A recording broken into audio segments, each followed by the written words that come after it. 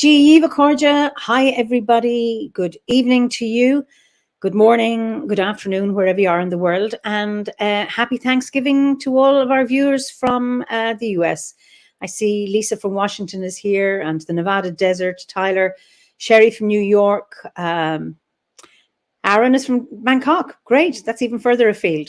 So just type in your names and let me know where you're from. Hi, Julia, Adrian from Wyoming, Jamie from Ohio, lots of Americans. So this is how you celebrate Thanksgiving. This is wonderful. And Carl Martin from Norway, wonderful to see you. And from Suffolk, Poland, wow, Norway, Taiwan, Cheshire, Bruges, hi, Roland, and frosty Northampton. Hi, Gunter from Switzerland and Maryland, Watford, and Cynthia from County Clare. Very good. You're all very, very welcome this evening. So we are going back to the UK this evening, and we're going to Bristol. And I'd like to introduce you to my guest this evening, Adrian Rooke. So Adrian, you are very, very welcome to this Fireside Chat. Thank you, Eimear. Good evening to you. Lovely to be here. So you are in Bristol, so that's not far from Glastonbury. So I'm sure many of our viewers have never been to the UK or don't know anything about Bristol. So just tell us a little bit about your landscape. Okay, I'm very blessed. I live in a very beautiful part of the United Kingdom. Bristol as a town is, it goes way back, pre-Saxon, way back to the dawns of time. Not far from me is Cheddar Gorge, where Cheddar Man was found, so that was 40,000 years ago. So it's old land, limestone, and you know, and I love the limestone because you get the best fossils in limestone. Yes.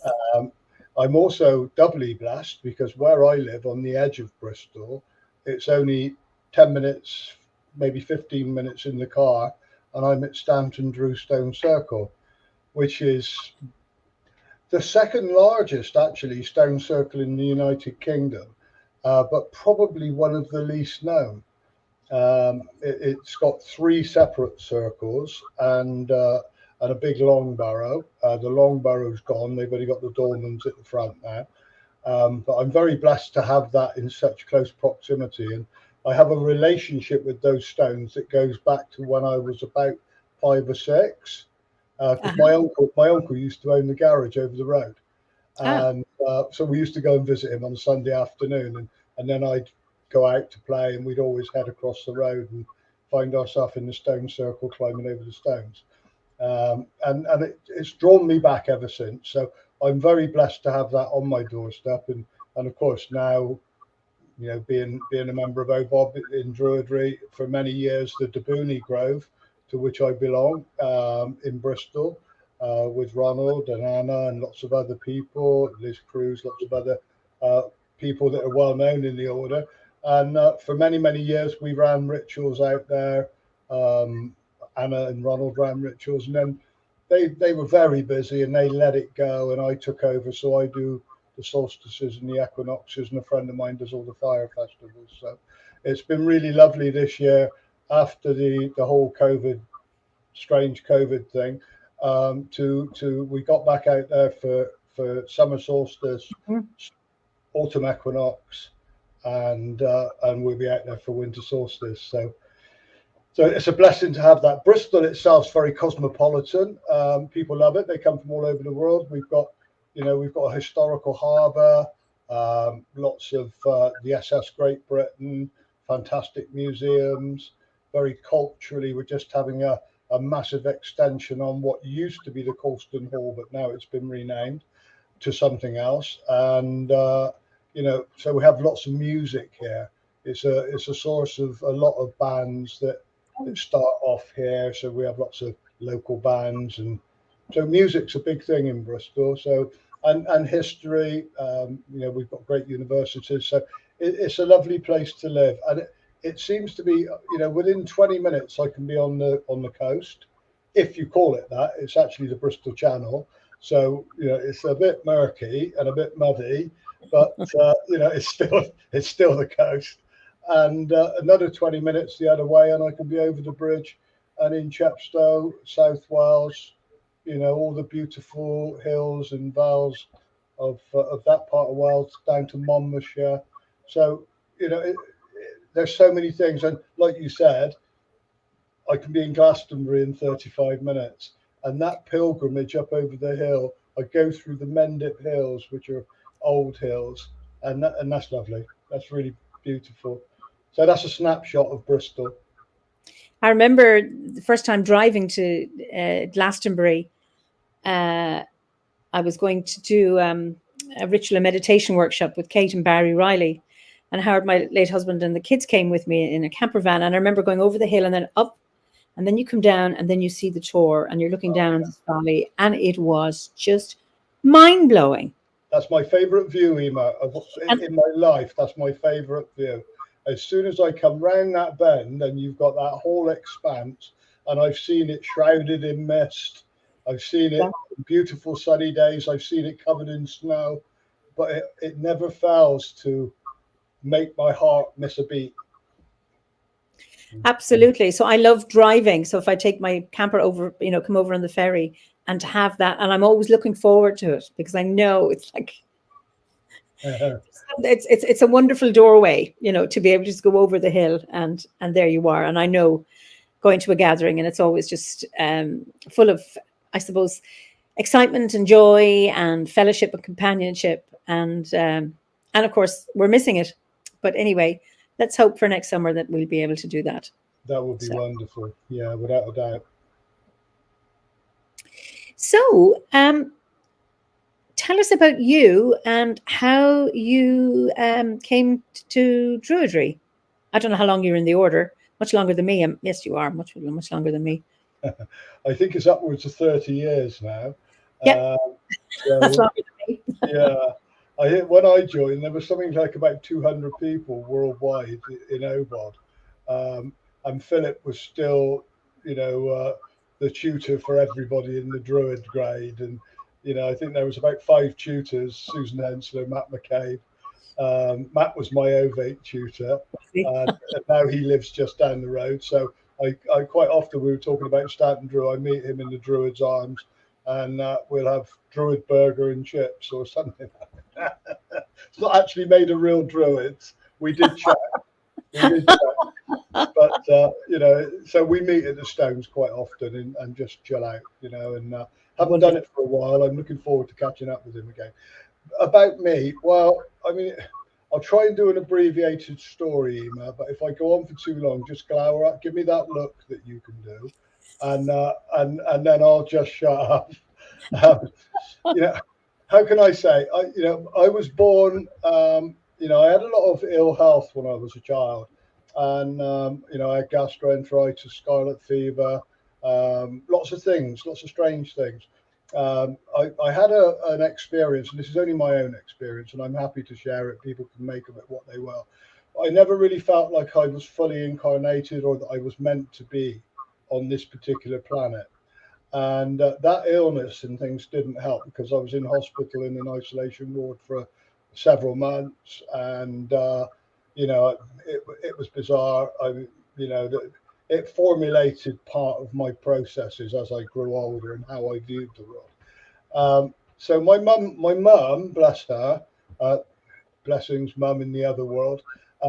You know, she said I was born miserable. I don't think I was born miserable. I think I was born scared, and that was my driving force for the first several years of my life. I was very psychic. On a night time, I would go to bed, and you know, all kinds of things would go on. People would come and visit me. There were these little children that would sit on my bed, and I didn't know how to manage this. I was very scared, and then I'd go screaming into my mum's bedroom, my parents' bedroom. I can't, you know, and I'd stay in with them unless they made me go back in. And of course, that stuff kind of wanes as you get older. But my solace, I was lucky in the sense that we lived with woods at the back of our house, and so, you know, I was there was the standard traditional bullying that went on, and I was the youngest boy in the street, so I got bullied by the older boys, And so I used to take to the woods, and I found this hawthorn tree, which was really powerfully instrumental in formulating my passion and my love for the natural world, because hawthorn trees are normally very prickly and not very easily forgiving if you try and crawl inside of them. But there seemed to be this natural little tunnel which I found inside of this hawthorn tree, and it was like a bell inside. So Wow. it was, it was a very strange thing. So I could actually get in there, and I had this whole space like a bell tent, and I made that my home, really. And I would go there and I'd listen to the earth, and put my ear to the earth, and I always felt like I could hear the heartbeat of Mother Earth. I was a weird kid even in those days, because I used to collect all the dead things that I found and take them to this little place and give them a decent burial and make these little crucifixes with lollipop sticks and blah de blah. But so those were my earliest experiences. But I always had a calling to try and find a connection with God. Yep. There was a reoccurring dream I had when I was a kid, where this spaceship used to land in the back garden, and the steps would come down, and these people would say, and I was playing in the garden, and they'd say, "Come on, Aid, sorry about this, we dropped you on the wrong planet." And I'd be legging it up the stairs, and my poor parents, and they'd never done anything wrong, but they were there saying, "Oh, don't go." And I'm like, "Sorry guys, wrong planet, wrong time, catch you in another life," and I'm off.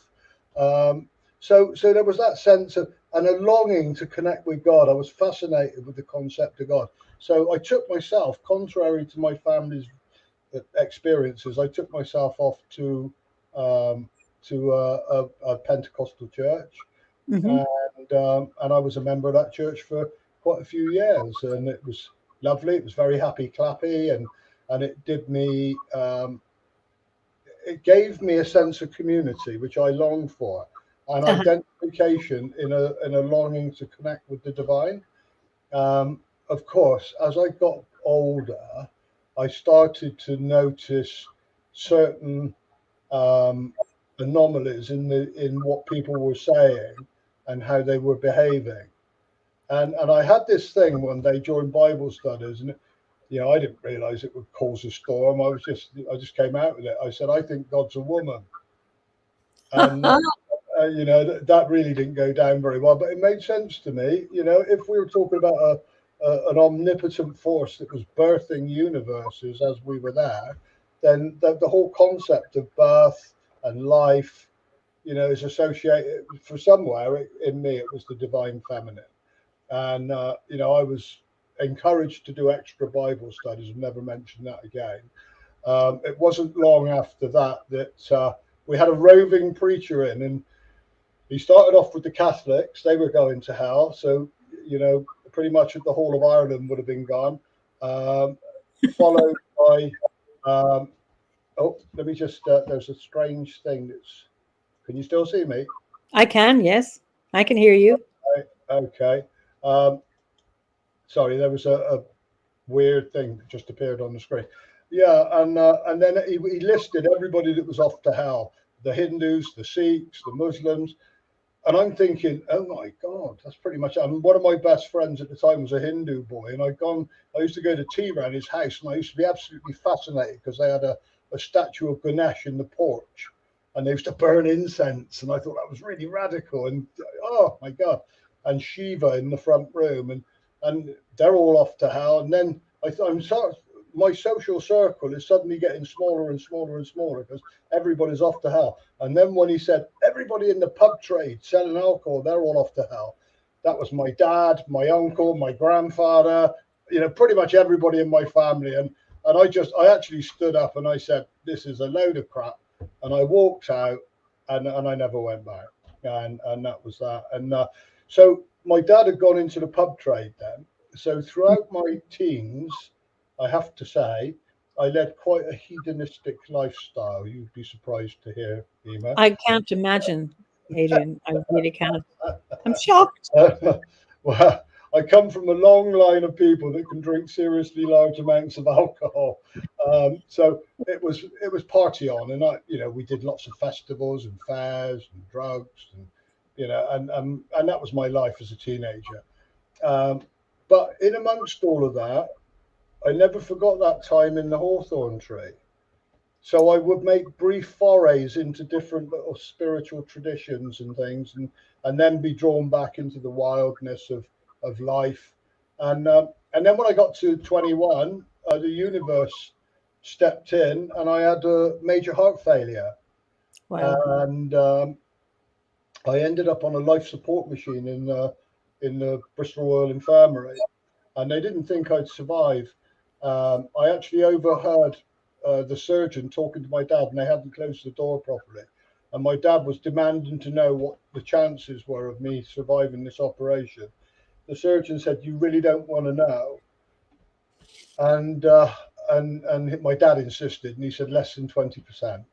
Wow. And so I heard that, and that was a real, how can I say, a serious wake up call of my own mortality. And you go through that teenage period where you think you're omnipotent, you'll live forever. You don't relate to death. The odd ancient grandfather might pass away, but you're going to be here forever. And all of a sudden, I'm not going to be here forever. And there was two things at that time. One thing, I was reading Lord of the Rings, and that sustained me. And this nurse used to read it to me at night. It was really beautiful. In those days they had the time. She'd sit there and read me Lord of the Rings at night. And the other thing was, I was reading a book of First World War poets, most of whom never came back. That's right. From the war. Soon. Yeah.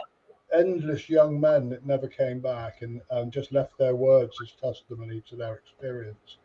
And so I led back thinking about, I might not get out of this.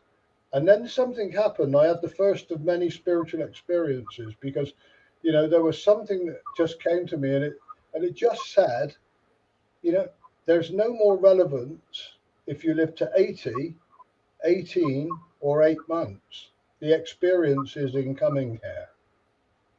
And Okay. and so that was okay. And then during the heart operation, I died several times, and then I had this experience where I watched the operation taking place, and I was able to relate that back to the surgeons. Wow. I could tell them what they were talking about, which was innocuous nonsense.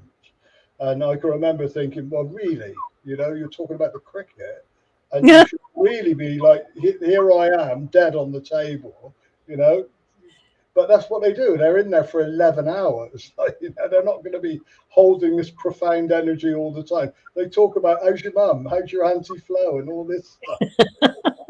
But so I had this out of body experience, and I'll share this with you because it was profound. Mm-hmm. I felt for the first time like I was truly free, and I was where I wanted to be, and I had this sense that if I wanted to, with just a thought, I could be anywhere in the universe. And there was this intense sense of awe and peace and just love, just this love. And I said, right then, that's it. I'm not going back. And there was this thin light between me and me, this consciousness, I presume, because it wasn't a physical. And a voice, this gentle voice said, Adrian, it's not your time. You've got things to do. You have to go back. And I'm like, no, I don't want to go back. And bang, back I was. And of course, I came round in intensive care. And then that was a start of a pilgrimage for me to try and find where I belonged in this life. What was it that I had to come back and do? What was that? And so that was my driving force for the next couple of years.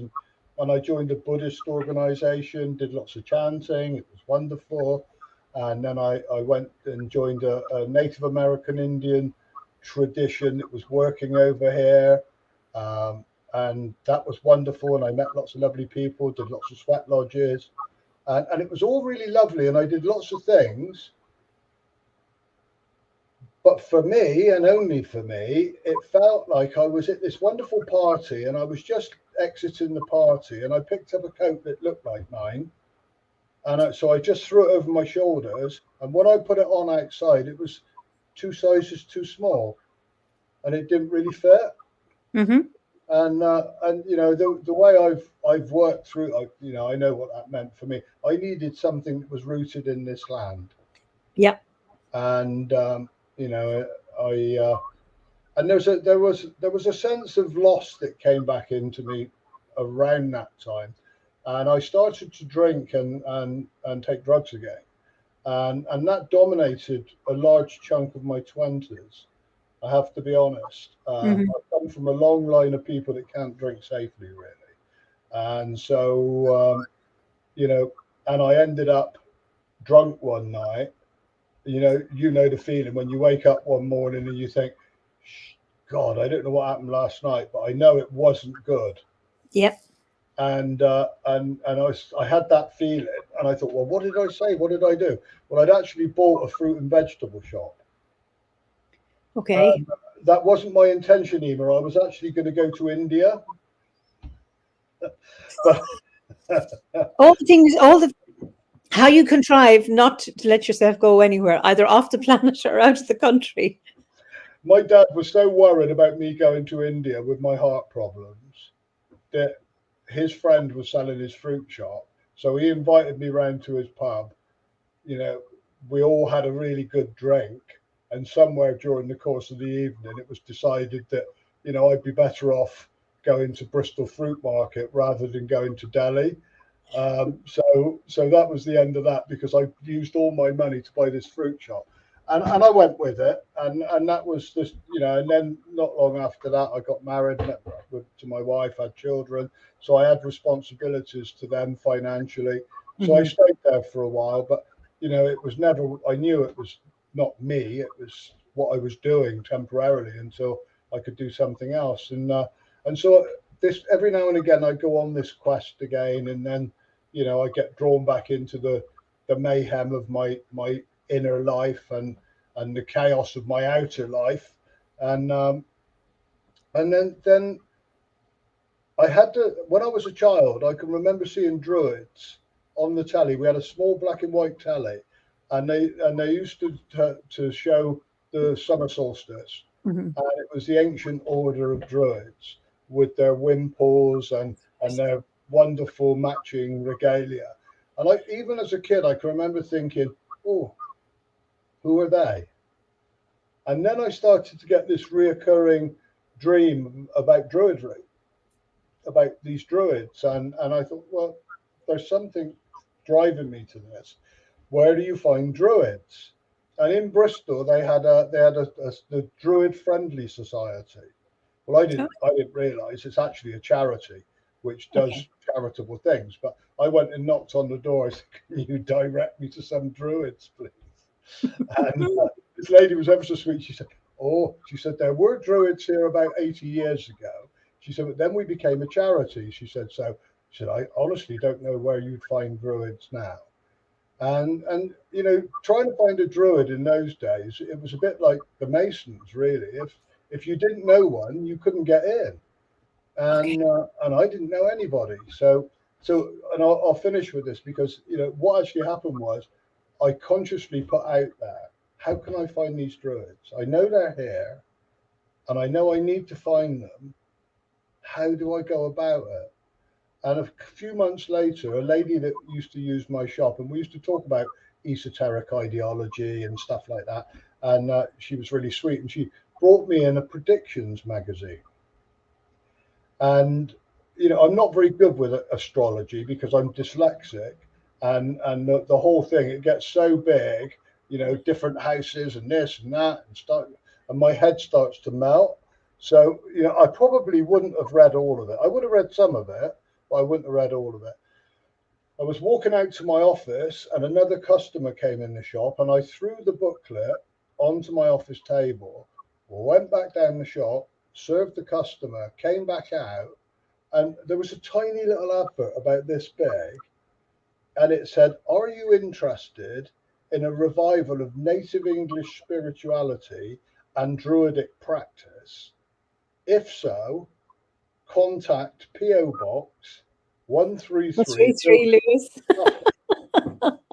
And you know what? Sometimes, Eimear, I got a job to remember my children's names these days, but I've never forgot that address. Same here. Yeah. Yeah, because I knew in that moment something profound had happened. Yeah. You know, I knew it. I just knew it. And of course, I sent away, and the first set of gwares came through, and it said, and what just, you know, I cried because it said, you know, we're really pleased that you've ordered this set of the gwares, and you know, and we hope you enjoy it, and we hope you continue, and you want to follow through and go through the whole course. But if at any time your guides, guardians, or your inner world decrees that this is not your path, know that you can leave this and go forth to find your path with all of our love and blessings. And I just thought, nobody had ever said that. Yeah. In all the other things I'd done, you know, nobody had ever said that. And I thought, you know, I'm home. And, you know, it felt like, you know, a friend of mine wrote a poem once, and he said it was the most sumptuous of all homecomings. And I felt that, you know, and so I diligently embarked on working the gwares with a friend of mine called Stella, who was actually a spiritualist. And she was just doing it to keep me company, I think. And I would babysit on a Thursday night, and my wife would go out with her friends, and so I'd look after my kids. Stella would come round, and we'd have to spend the first hour and a half reflecting on how we'd worked that particular lesson, and then we'd explore the next lesson, ready to put into action for the following week. Wow. And that was it. And I also wrote to the order saying, because Stella said she didn't want to continue, she just wanted to do this. And I wrote to the order, they'd never do it now. You get hung, drawn, and quartered. I wrote to the order, said, are there any more druids in my area that I might be able to get in touch with? And they sent me a whole list of people's names. I know. And, you know, it was innocent in those days. You just wouldn't have thought. But so I wrote to all of them and got varying negative responses from some. One lady said, I think Philip Cargom's the Antichrist, and you know, I will come round with my priest and save you. And I wrote back saying, thank you very much, but I think I'm going to persist on my path. And so there was just this mad thing.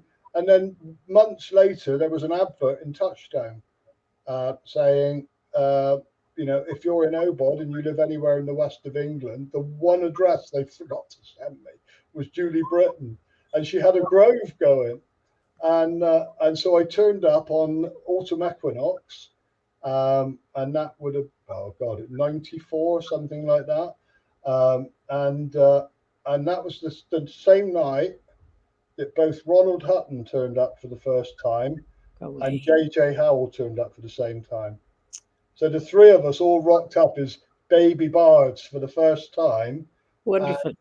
And it was unbelievable, Eimear. It was just beautiful, and that was the start of my druidry, and I've never felt inclined not to continue to persist with my path, you know. And there's been so many adventures over the years, endless adventures that have been exquisite, you know, and the people I've met have been delightful.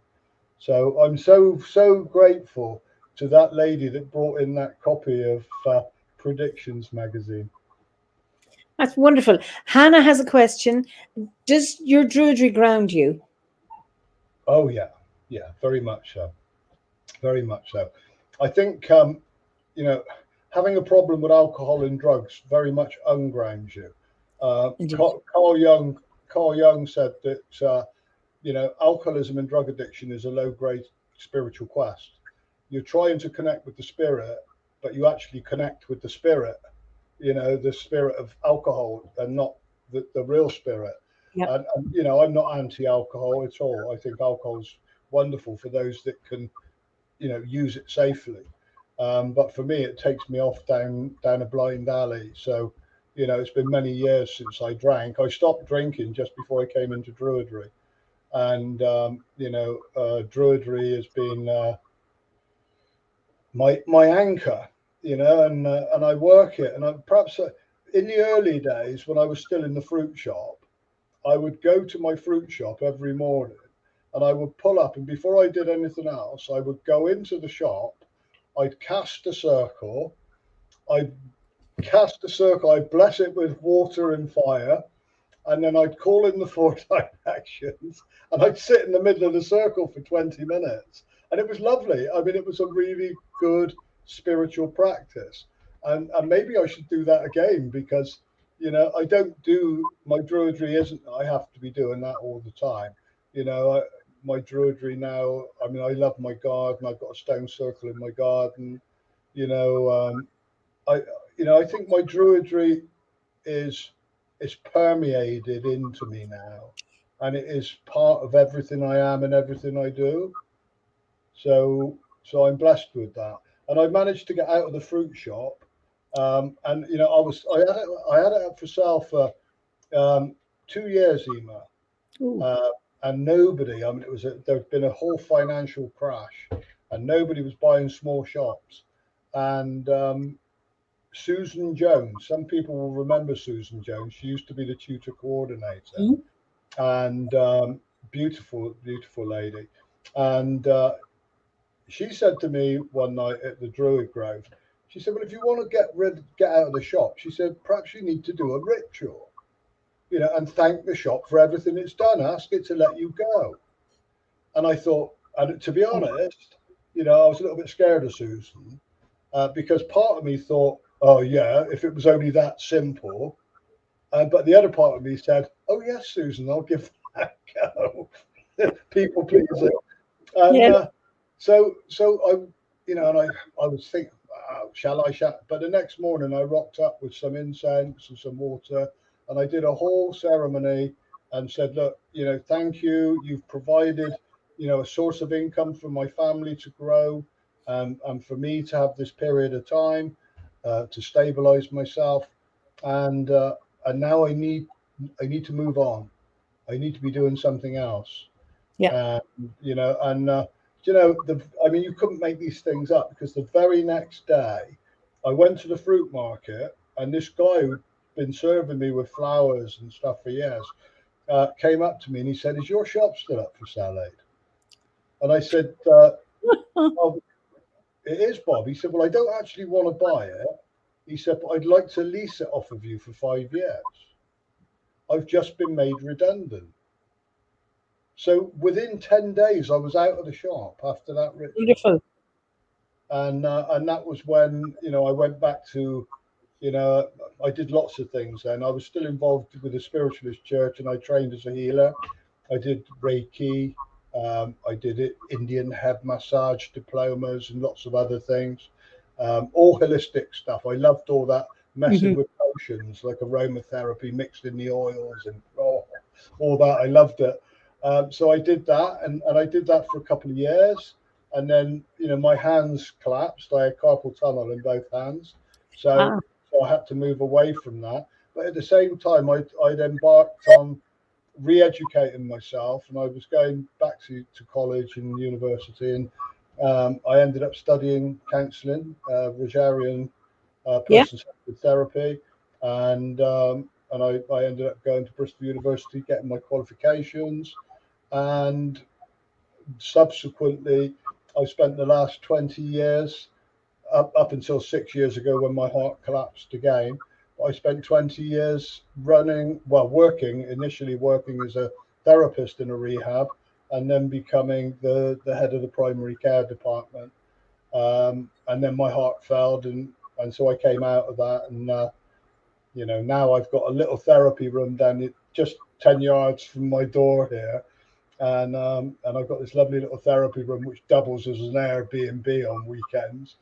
It always amazes me that people want to sleep in it, but they do. And so I, and everything else has come from druidry, in the sense that, you know, I suppose I'm a ritualist now. I do weddings, funerals, baby blessings. I've got a baby naming ceremony to do next weekend. So there's been a lot of change, and you know, and I've embraced it. It's been, you know, it's been nothing short of a miraculous journey, because by rights, you know, when I had my first heart, they told me I wouldn't live till I was 30 if I didn't do certain things, and you know, this year I'll be 64. So, and that amazes me. I think, bloody hell, you know, and every time I see my heart specialist, he goes, I don't know what you're doing, but keep doing it. Oh, it's wonderful. John Maddox says, respect to your sober time. I'm 14 years sober and still waiting for life to improve. I think druidry could well be one of the pieces that's been missing. I'm really looking forward to hopefully starting the course soon. John, I wish you well, and hopefully that if you do decide to join and do the course, that will be like the missing piece for you. Yeah, certainly was for me. I think it's been for many. I you know, so many people say how important it has been.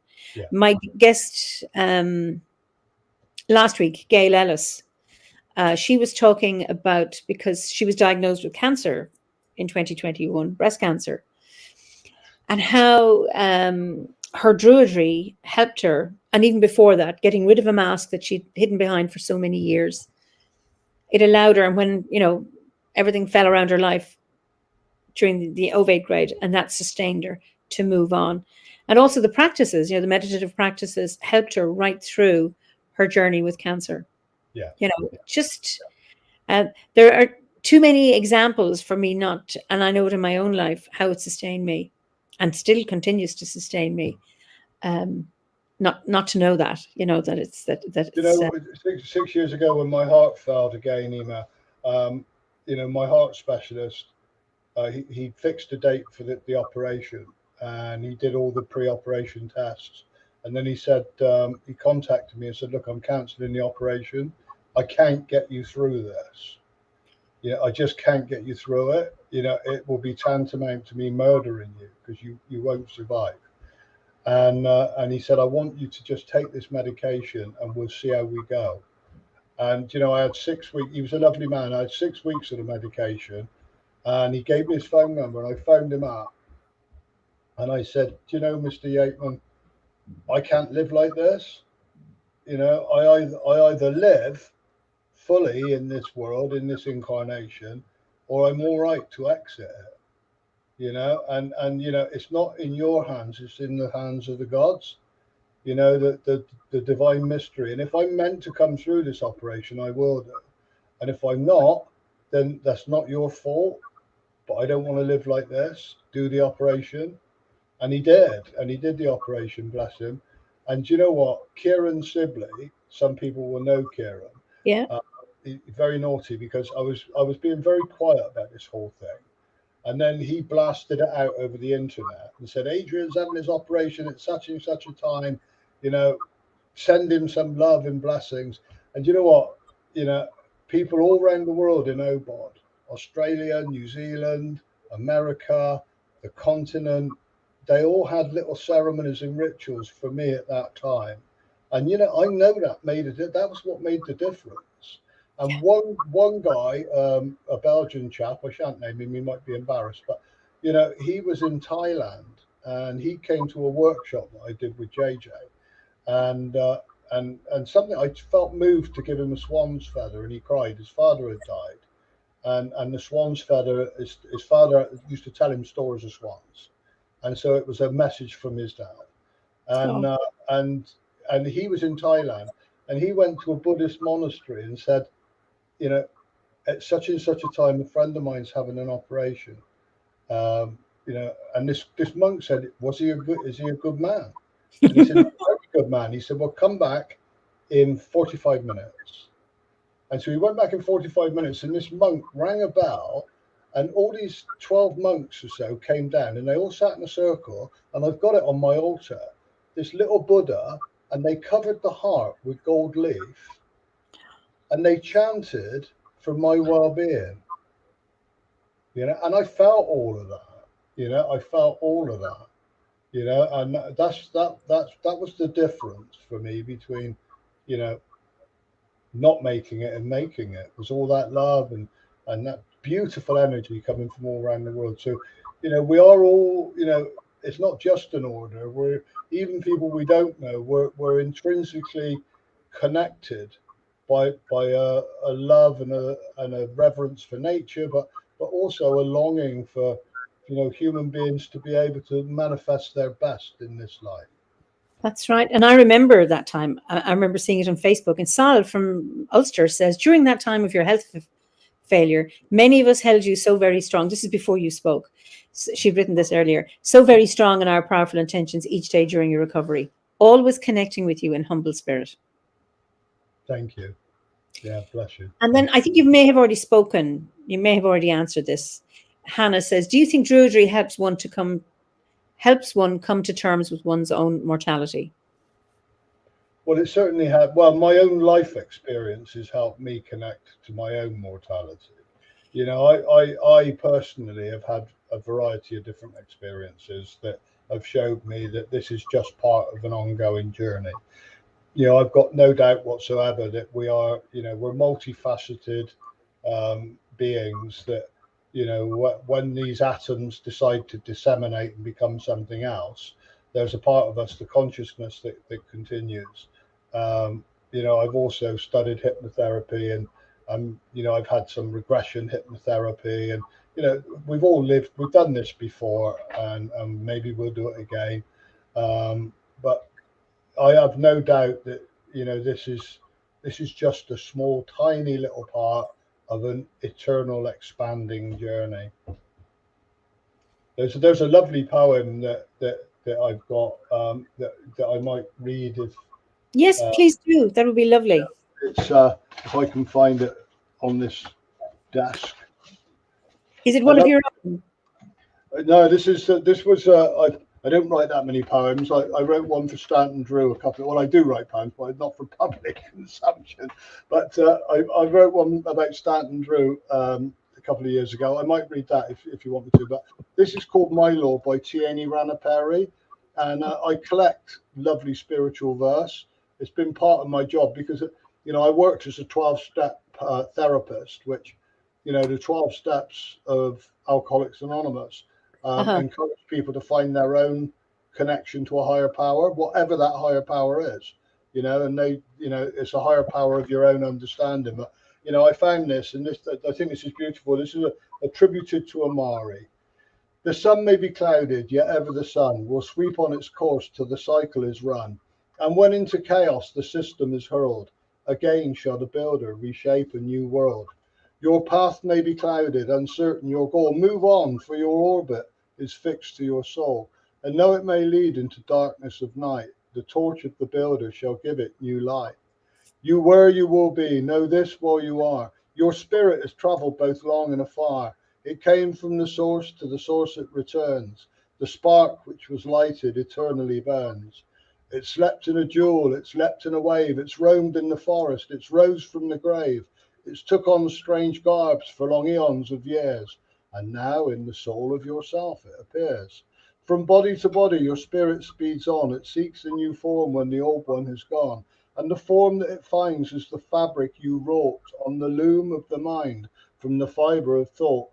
As dew is drawn upwards in rain to descend, your thoughts drift away and in destiny blend. You cannot escape them, for petty or great, or evil or noble, they fashion your fate. Somewhere on some planet, sometime and somehow, your life will reflect your thoughts of you now. My law is unerring, no blood can atone. The structure you build, you will live in alone. From cycle to cycle, through time and through space, your lives with your longings will ever keep pace. And all that you ask for and all you desire must come at your bidding as flames out of fire. Once list to that voice, and all tumult is done. Your life is the life of the infinite one. In the hurrying race, you are conscious of pause with love for the purpose and love for the cause. You are your own devil, you are your own God. You fashion the past that your footsteps have trod, and no one can save you from error or sin until you have hearkened to your spirit within. Beautiful. I love that. I just love that. And I suppose, you know, for me, the one thing is that last line, until you hearken to the spirit within. Yeah. And I think that's so important. Our inner world, and that's encouraged, you know, within the Gwers, focusing on your inner grove, all of that, and how important that is. And I suppose one of the biggest lessons I've learned is around listening to my own inner spirit, my own inner voice. Very, very important. It's beautiful. And sometimes that can be challenging, Eimear, can't it? Because, you know, one of your listeners said just now that in the ovate grove, her life collapsed. And, you know, I had a catastrophic collapse of my life in the ovate grove. One day on a ritual, a whole bunch of us, I think it must have been Samhain or around that time, and we all decided to go into the underworld and give our lives over for 6 months to, you know, to the Lord of the Western Isles, Tiernan Oak, Yeah. and it was, you know, be careful what you ask for, really, when you play with magic, because all three of us ended up with our marriages collapsing, and you know, and there was many a consolatory moment where we were sharing our woes about, you know, the way our lives had suddenly changed. But, you know, I do believe, and I believed then that, you know, sometimes, you know, out of pain, you know, the greatest leaps forward along spiritual lines can occur, as long as you keep a steady course and Yeah. keep true to your beliefs. And, you know, I look back on that now, and it was all meant to be. You know, there was, you know, if it hadn't have happened, then a whole wealth of experiences that were allowed to manifest because of going through that pain and that separation wouldn't have happened. And you know, yeah, you know, I reflect back on it now with wisdom. At the time, it was a strange experience. It's John Maddox says, a few of those lines gave me goosebumps, reminded me of my favorite Blake quote, to see a world in a grain of sand and heaven in a wildflower. This is lovely. And hold infinity in the palm of your hand and eternity in an hour. Um, it, Thank you, John, for that. I'm just wondering, you know, you're talking about all the experiences. Do you have any regrets? I mean, would you change anything when you look back now and see where you are now? So it's an interesting one, isn't it? Because part of part of my spiritual practice is to, as best I can, live in the moment, live in Mm-hmm. the here and now. I can reflect back on the past, but, you know, the past is the past, and no amount of going there is going to change the past for me in my own mind. And also, if I live in today, then, you know, I on a daily basis, I hand my will in my life over to the care of the goddess in my life, and then what comes from that, I ask only for her knowledge for me and the power to carry that out. So anything that comes my way, you know, has to be meant to be, because, you know, I've handed my life over. So, and I believe this fully, you know, that there's a divine influence in my life now as a consequence of what I've done, really, the work I've put in, because nobody gets anything for nothing. You know, a lot of people want change and they want magic to occur in their lives, and I get it. And I did that for years, and, you know, and then I just pour myself the next pint and think, well, I'll make the magic happen tomorrow. Well, tomorrow never comes. It's, you know, today. You know, it's today, and if I had a TARDIS, of course I would go back and change some of the consequences. You know, my drinking and drug taking at times was, and it was never intentional, but there was always collateral fallout to the people that I loved. You know, my mother, for one, was forever in a constant state of abject terror that, you know, I was going to be found dead somewhere, because, Yeah, you yeah. know, that was a possibility. You know, I woke up one day in some lady's front garden, and I thought I was dead, because I could hear this faint muffled voice, and it was, you know, And I tried to move and I couldn't move, and I tried to open my eyes and I couldn't open, and then I managed to move one hand and I got it up to my eye and I pulled it and I felt this tear, and then I pulled the other one, and then I managed to drag myself up, and I realized that, you know, the frost had settled over me. I'd been coming back from a nightclub, fell through a garden fence, a hedge, led on a lawn, and the last thing I could remember was thinking, what a beautiful night. Look at the stars. Aren't they wonderful tonight? Fell asleep on a lawn and the frost sat over me. Wow. And she said that this lady said, there's a cup of tea on my lawn, good old Bristol girl. Cup of tea, there's a cup of tea there for you, and then bugger off. But when I managed to crawl over and I got this cup of tea, and then the cold hit me and I started to shake, and I looked back and there was a perfect green imprint of my body on this white frosted lawn. You know, I mean, madness. I mean, you know, I should have died. You know, I should have died. But, you know, so yeah, I would change things. I would change quite a few things. I can't change those things, so I've come to terms with them, and they don't cause me any angst or grief. I was able to. My mother was really interested in druidry in the years before she died. She thought it was fabulous, and you know, and she wrote a poem on my 9th sober birthday, and it was just wonderful. And she said in this poem, she said, what a privilege and a pleasure it was to be able to look into my eyes and see an adult member of the human race and not a scared, dysfunctional child. Wow. That's so yeah. That is just beautiful. Gabriella says, I find it interesting that all the magicians I've seen in the fire chats, have a very specific type of energy. I wonder if it's from the practice or a certain type of people are drawn to magic. Because you're drawn to magic, yes?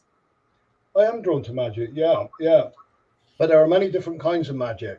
You know, and what is magic? You know, there's ceremonial magic. I have done lots of ritual over the years. Of course I have.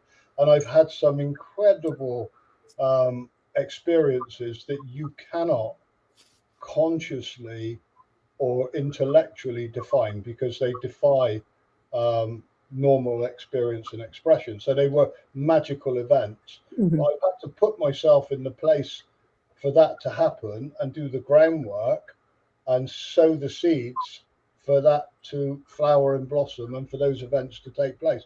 And I've worked really hard on my druidry over the years, and I, not in the sense that I've wanted to get anywhere, but when I started on the Bardic course, I was thirsty for the next lesson and then the next lesson, and you know, and then I went back through it all again, and you know, the Druid Grove, and I've always been willing to do service in the order. You know, I was a tutor for many years, and then, you know, maybe a long time ago now, some 15, 20 years, I was asked to be the press liaison officer. And you still are? And I still am, and until you sack me, Eimear. No, I didn't. No, I didn't. No, I'm not saying you have, but you might want to. No, absolutely not. But you know, it's been a joy, and you know, I mean, I was so shy when I came round. Ronald has this thing. Ronald Hutton says the first time he saw me, I had this pristine little white robe with a blue tabard and this really short hair, and he said it was cut like an Iona monk. And he said he had this ideal of these Iona monks, and he saw me by the fire. Actually, I was by the fire because I was so terrified. I didn't think I had anything to say to anyone, and I was a bag of nerves, really. And partly my personality and my confidence has been encouraged through people in this order.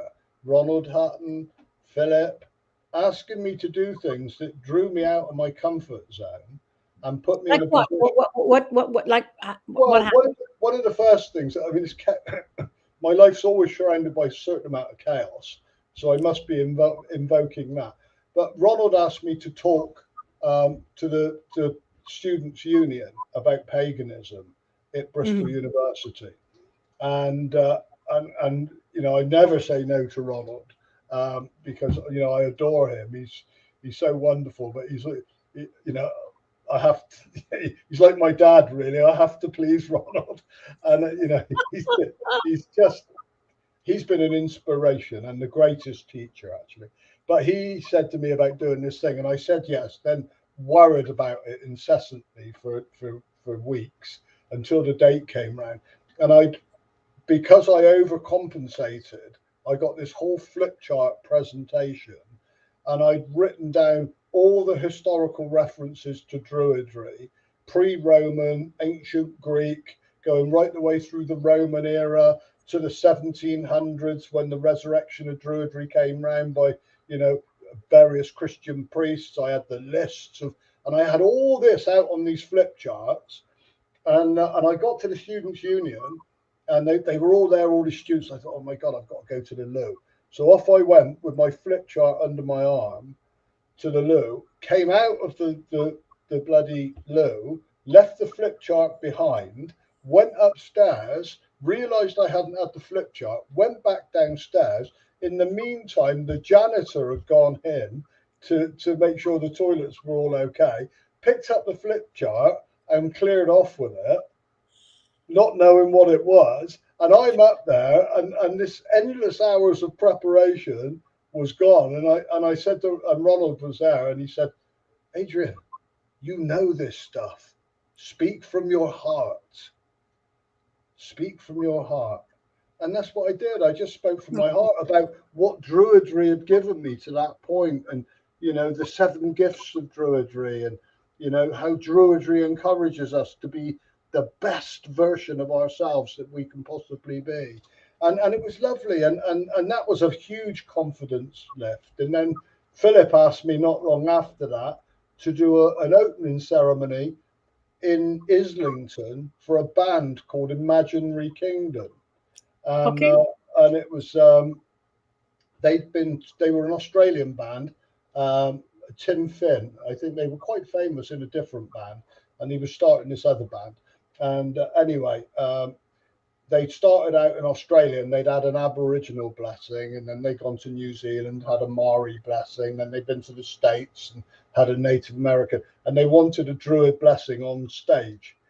Wow. So again, Philip said, Adrian, would you like to do something for me? You know, you come to London and spend a day or two with me, and I just want you to open this little thing with a verse or two. And the bugger, he never told me there was about 2,000 people there. And you know, I'm out the back with the rest of the audience, and I've got my little script, and I was absolutely terrified.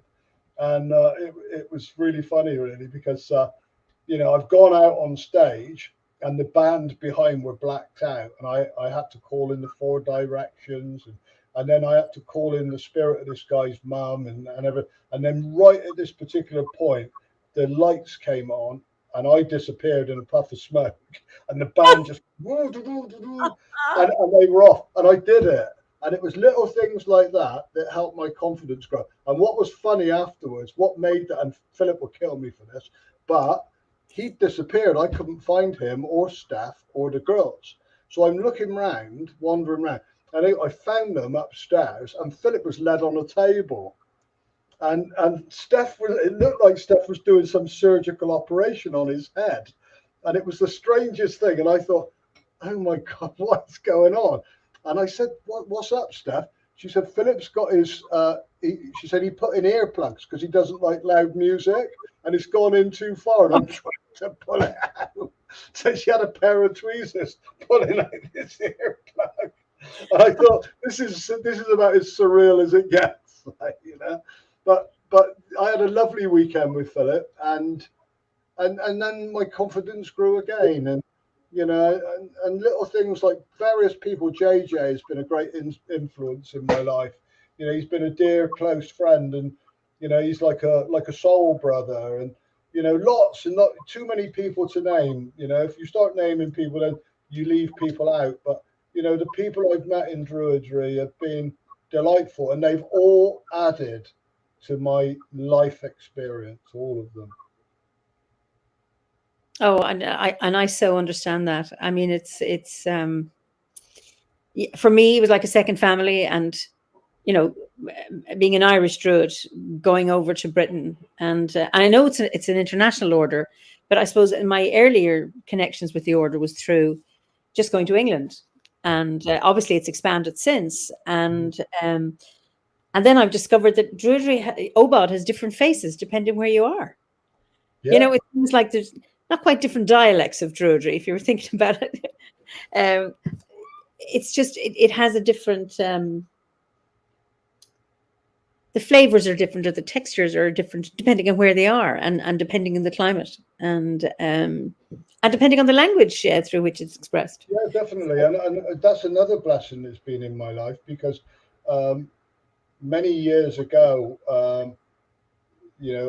through Taya Worthington and her creation of the Wheel of Anu, and that was a kind of an experiential way of working the wheel of your own life, split into workshops. And I ended up going to places like going to Italy to run a series of workshops.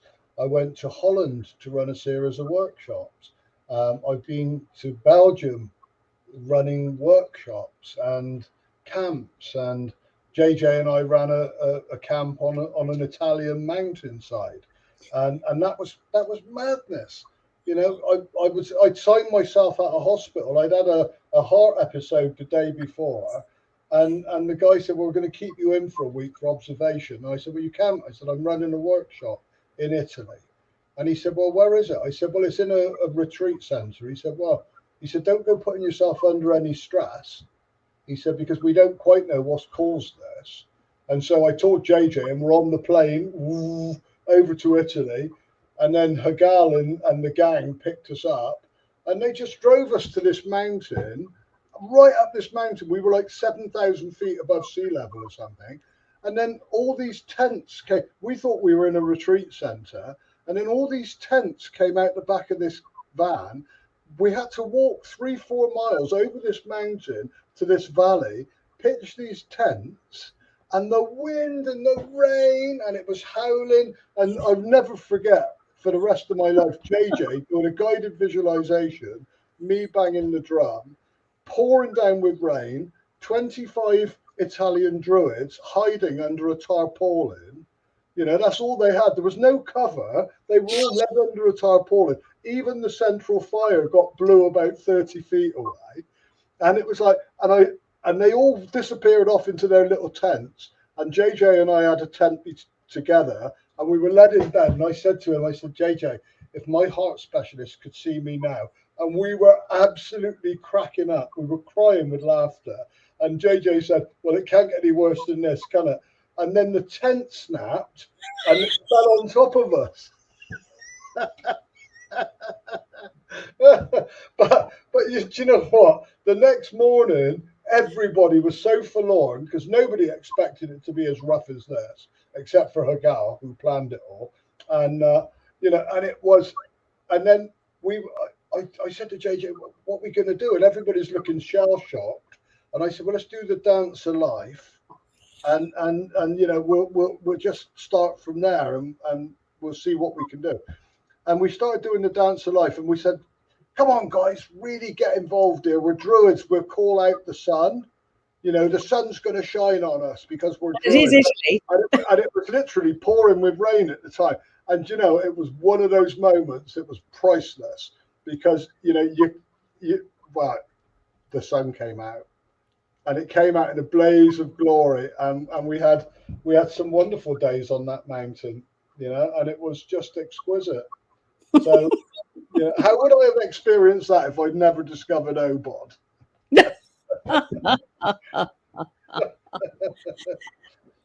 Just thinking of all the risks you've taken.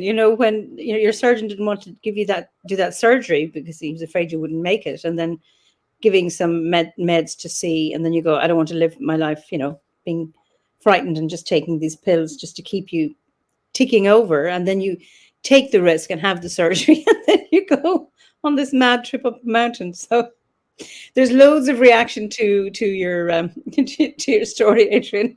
I've always believed that life has to be lived, and it's no point in not living it. And 3 weeks after my last heart operation, I came to the I'm not sure I think it was the winter solstice gathering, and I had to be propped up in bed at night because they hadn't taken all the stitches out. But I was determined to get there. Call me stupid, but that was the best healing I get, is to be with people that I love and that I vibrate on the same level with, that are so life enhancing and healing for me. Why would I not want to be there? Why would I not want to do these things?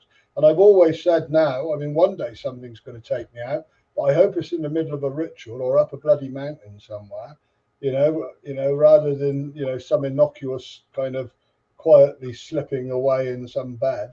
I'd far rather be doing some mad ritual or just keel over. So just on the record, just Cindy, I want to come back to this. Cindy says there's living, in parentheses, and then there's Adrian's level. Absolutely. And so if you die on top of a mountain, would you leave you there, or we carry you down the mountain? I prefer to be left there. I know it's not very au fait in this day and age, but I do believe, the sky burials are the best way forward. Give yourself back to nature.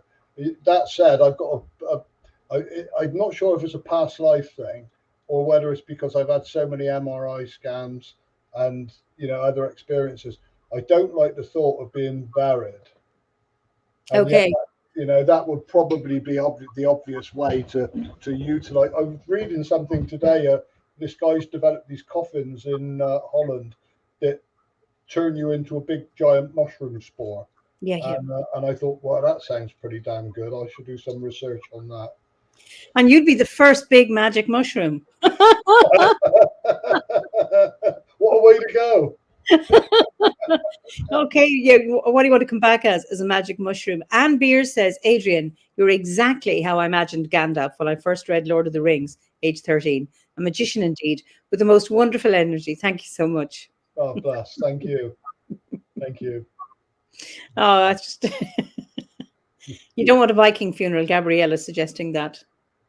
My boys offered to try and rig that up with a rowing boat down the Avon Gorge, which is a little river runs under the Bristol Suspension Bridge. But I don't know if I could find anybody that could fire a flaming arrow on target. So it might be a bit of a challenge, that one. Someone with a very steady hand. Oh, that is absolutely wonderful. So, often I ask people about ancestors and how do you see in terms of how do you honor the ancestors? I suppose there's your ancestors and you as an ancestor. I suppose there's two parts to that. Well, I live surrounded by all my ritual stuff. I live in a garage at the end of my garden, so everything's in close proximity. We are tomorrow's ancestors, the future of yesterday. And what we are in the here and now goes rippling out always, goes rippling out always. I am tomorrow's ancestors, the future of yesterday. And what I am in the here and now goes rippling out always, goes rippling out always. That's beautiful. We're all ancestors, maybe I'll be an ancestor in this particular image, but I'll be something else in a different guise. I do believe that there's a poem by a guy called Censure the Druid, and it's lovely, and I've used it in some of my workshops. Where he says, "How old are you? How old are you really? Do you really know how old you are? Your body is constructed of the elements of exploding stars. You are timeless. You come from the dawn of time and maybe even before." And I love that. I never forget that. And the waters in our bodies, 70% water. There's no water coming in from outer space. The only water there's ever been is what's here. So it's been through the bodies of dinosaurs, it's been through the bodies of woolly mammoths, it's been through the bodies of endless other people, and now in the bodies of us, it's here.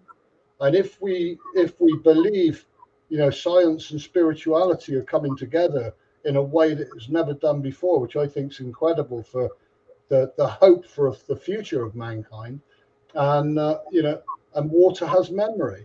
So all those water molecules in our bodies has all the memory of all the other bodies that it's been in, and floating down the River Nile past the pyramids, or floating down the River Avon, perhaps with my little burning boat floating along, with me in it or whatever.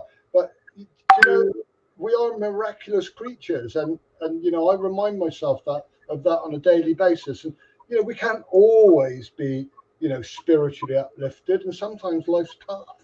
Life is tough for everybody, and I've got a lot going on for me again at the moment, health wise, and I have to make some decisions on how I'm going to manage my own future, and I'm here through the grace of the gods, but I'm trying to simplify my life now, so I'm not doing so much therapy. What I'm drawn to do is more ritual, more celebrancy, more joy spreading, and really just getting in my car and going on pilgrimages, meeting up with beautiful people in beautiful places.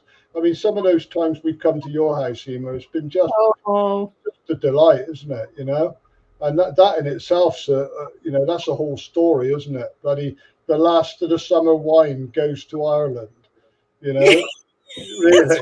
Yeah, the oldest druids in town. For what is it? Matt called you geezers. Was it old geezers? Is it four in a van coming to work in my garden? And it has just been wonderful, the work you've done. And I have a vision of you sweeping with Bodger all the muck and rubbish out of my courtyard, which is now a sitting area. It has been gentrified. Oh, wonderful. So I look forward to see it, to be able to sit there. I was going to say, as soon as all this lockdown stuff's over, we're coming anyway, whether you invite us or not. It's already planned. I've already had the Bodger on the phone saying, when are we going? Brilliant. Yeah, it was just, yes, because it's like, it's been lovely for me, because to take people, OBOD members from overseas to visit sacred sites, and there are just and so many around, and it's just been beautiful. That day we went to see the real Tara. In Carnahalla, yes. Yeah. What a day that was, and that guy leaping out of the bushes, and then we couldn't find him before, and then all of a sudden he's appeared, and then we went on this magical mystery tour of drinking this beautiful water with silver in it, and go into these ancient places with god tombs, and I mean, who wouldn't want that kind of experience, really? Absolutely, just brilliant. So what are you grateful for? Oh, how many days have you got? I'm grateful for everything. Yeah. And I can honestly say that from my heart, I'm grateful for everything. I'm grateful for all the experiences I've had, what I've perceived to be bad and what I've perceived to be good, because each and every one of them has been a living experience, and an opportunity to grow and to just learn to be more grateful. Part of my whole practice is founded on gratitude. Yep. And I do believe that fundamentally, if we don't do anything else but we practice an attitude of gratitude, then that is a self-fulfilling prophecy. The more grateful I am, the more wonderful things I have in my life to be grateful for.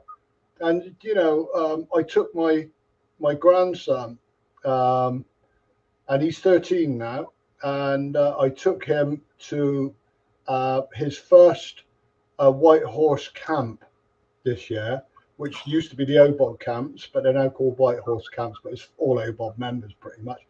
And it was the Samhain camp, and he had such a wonderful time. And 13 years ago, just over 13 years ago, he was born a pound and a bit, and he spent the first 3 months of his life in an incubator, and that was my first grandson. I can remember going, and I couldn't touch him. I just gaze at him, you know, through this little plastic screen, and just willing life into him, you know.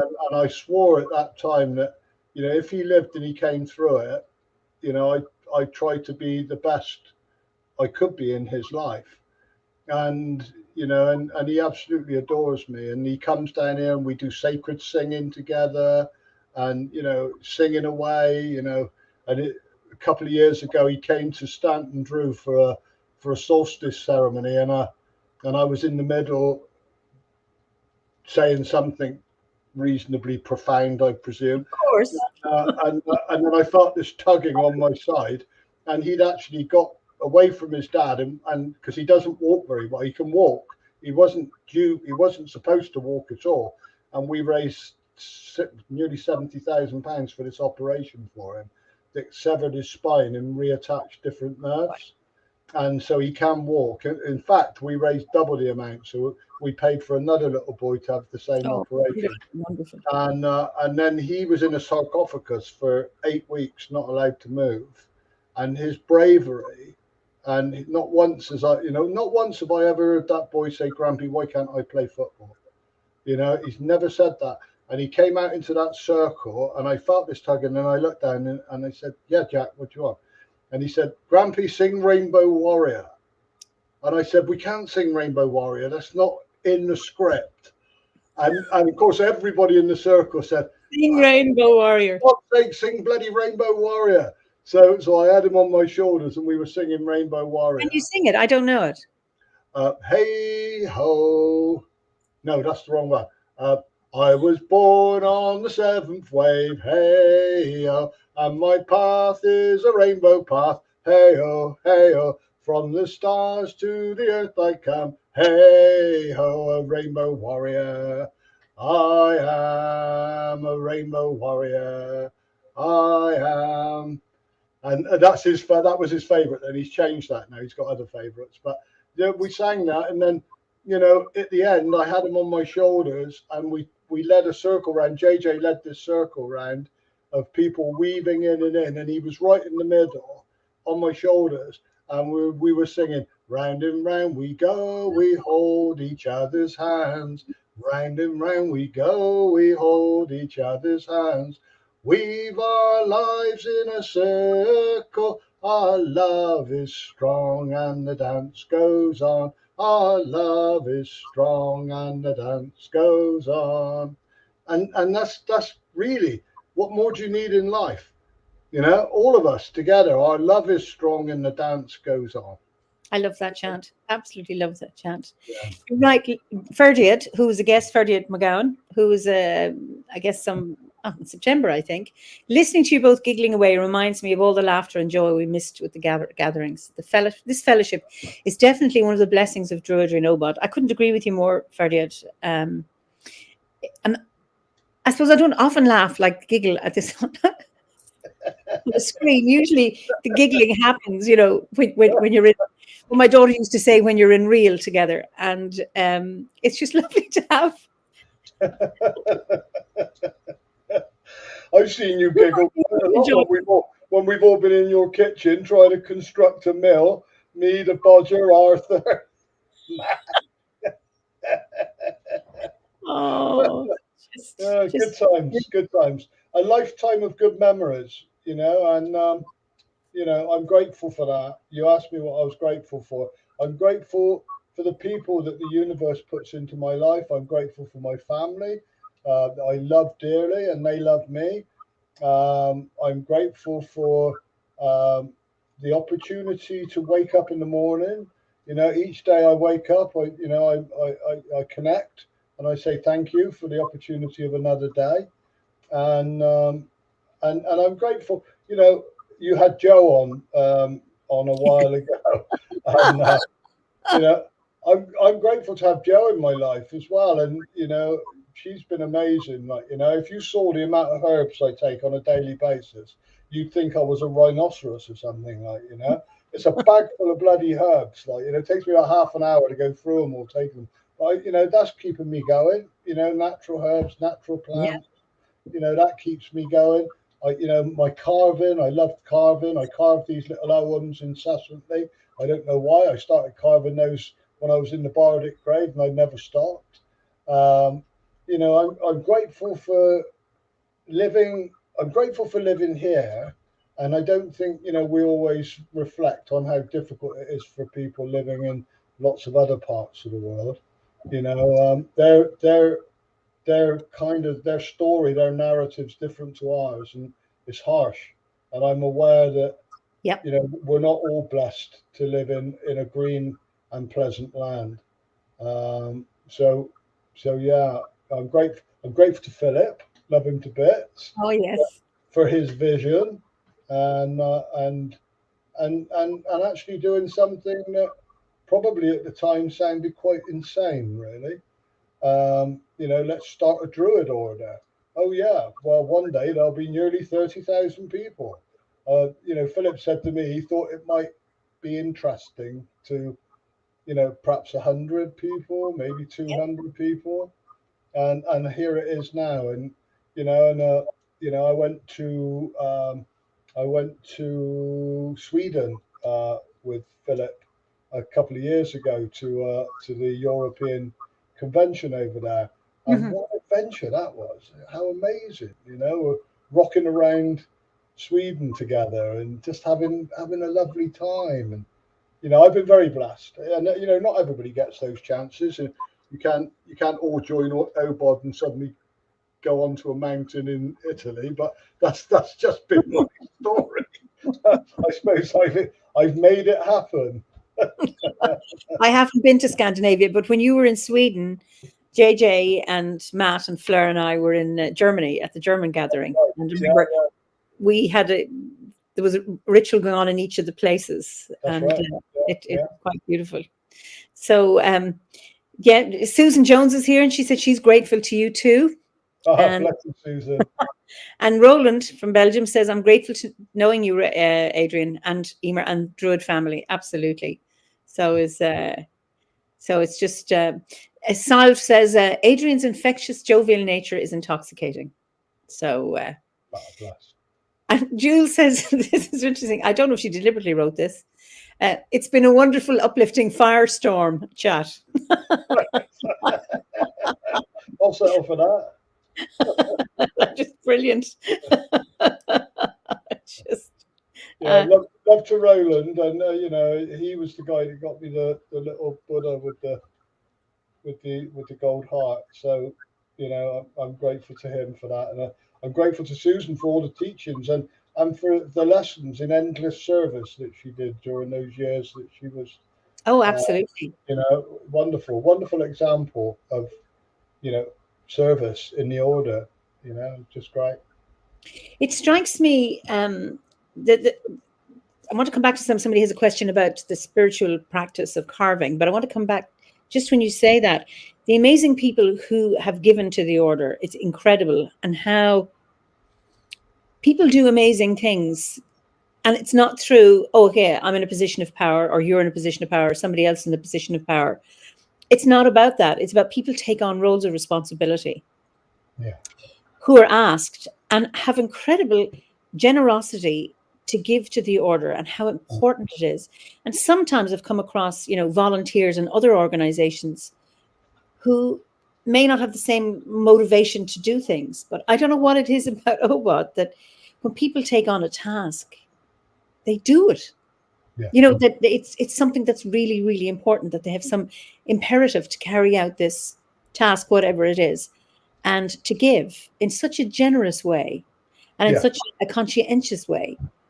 And long may it continue. It is just beautiful. And there are so many people, you know, people who've taken turns writing the rituals for the gatherings. You know, Sean did the druids, the seed groups and groves, and now Paul and Pat too. Loads, don't they? Everybody does. I mean, you think of so many people doing, you know, Lorraine and Marion and Fee and Paddy and Gabby and Carol. So many people, you know, writing rituals for the gatherings, just doing it for the love of it. And we're just, and Penny, you know, and Arthur, and I have to mention Stephanie, Philip, and Dave as well. But you know what I mean. But it's ordinary people who just take on a task and do it, and people who manage the Facebook pages, the media stuff. That just, it's wonderful. And I've left out loads of people, mentors even. You know, people who really love that and take that on. And offer so much with that. You know. Yeah, and it's the hidden work, isn't it? All those endless people supporting other people, going through the glass, giving of their time, and I think in some ways it's the most sublime form of enchantment. Yes. Because we become enchanted by this opportunity to serve something so wonderfully profound and very beautiful, and then it just becomes, an opportunity for service, just a wonderful opportunity. I've never resented anything I've been asked to do in the order, except for, and I will share this, for years, at the gathering, Philip would go through this whole thing about, and here we have Penny doing touchstone, wonderful, which is wonderful. Penny does a fantastic job, and Susan Jones, tutor coordinator, and Dave running the office, and Steph, and he'd mention everybody except for me. And I thought, well, that doesn't really matter. I can be humble and invisible, and but it did matter. Really. Yeah. And I said to him one day, I said, Philip, I said, you never mention me. And you know how quick-witted and quick-thinking Philip is. He just came out with this, this flannel. Really, he said, well, Adrian, he said, I like it. He said, I do apologise. He said, you're right. He said, I should mention you do sterling work in that role in the press liaison. He said, but you're like a really good marriage.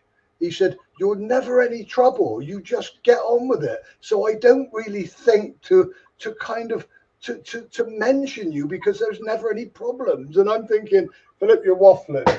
And absolutely, because you think of all the other problems, all the other great service providers, certain people.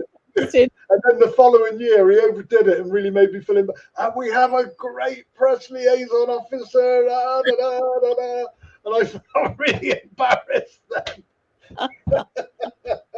Oh God, it's all been a joy. It's been an absolute bloody joy, all of it. And I like to think I've met some great people in my time. Philip and Steph were up there, Ronald, Dave, yourself, JJ. The list is endless. And Susan Jones, Susan Hensler, Penny and Arthur.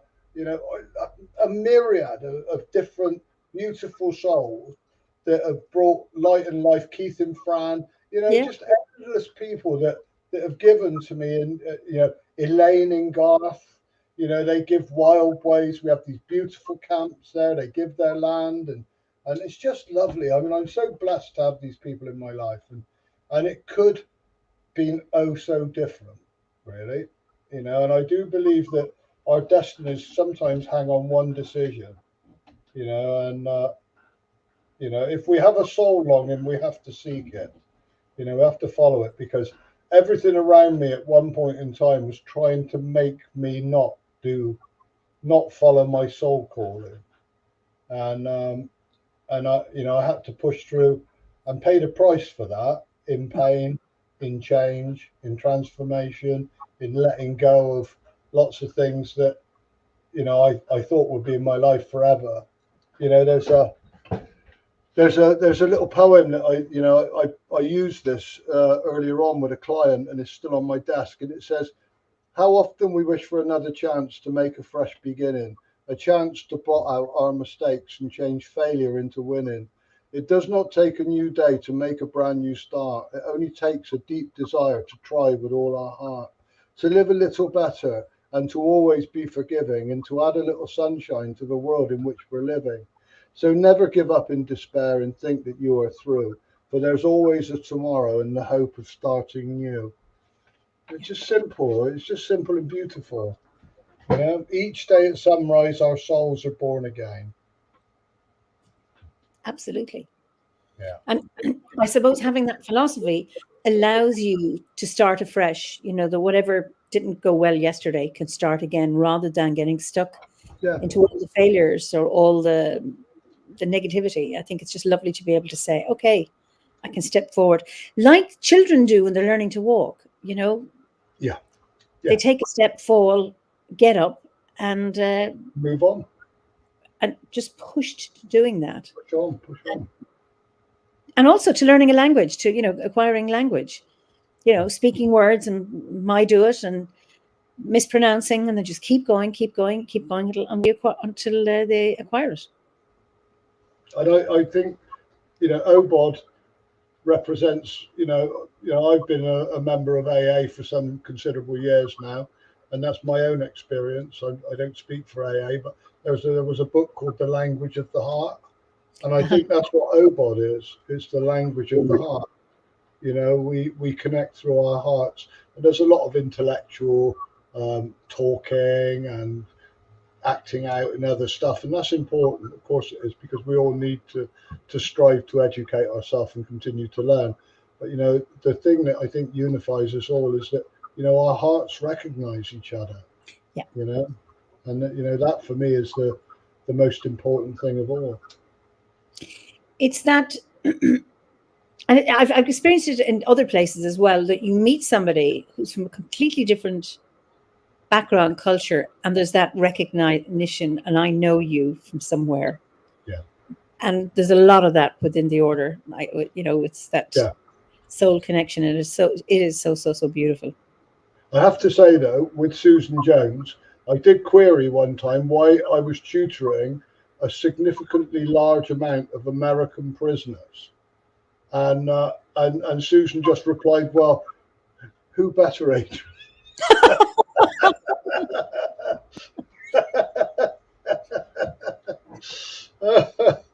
And that was a privilege. And I'll tell you a little thing you said about being grateful. You know, I had a tutee, and through really no fault of his own, he was 17 and he went out with his brother. And, you know, his brother said, "Come out with me tonight." And they ended up in some drug deal that went wrong. There was a shootout between gangs. Some people got killed. He was arrested. You know, because he was there, he was charged with murder, even though he didn't have a clue what was going on, really. He just got caught up in all of this. And he ended up getting a long prison sentence. He lost the plot when he was in there, and he was being bullied by a prison guard who he struck. And then he ended up going into solitary confinement. And he'd been in solitary confinement for 2 years when I was speaking to him. So he hadn't been in the company of anyone else for 2 years. And he wrote to me, he was doing the OBOD course, and he wrote to me because he was working with the elements.